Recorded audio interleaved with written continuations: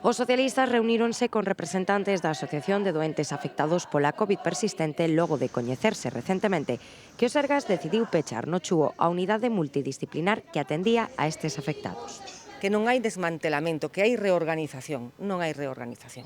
Hai desmantelamento, porque ela mesmo, Isabel, contou perfectamente que esta unidade deixa de funcionar, os derivan os médicos de atención primaria e os especialistas, é dicir, como calquer outra enfermedade. E ora non pode acontecer isto porque se precisa formación para os médicos de atención primaria e especializados e especialistas porque non teñen unha formación adecuada, porque van a pasar múltiples consultas, teñen que esperar longas listas de espera en Ourense para acudir a cada especialista, que son moitos.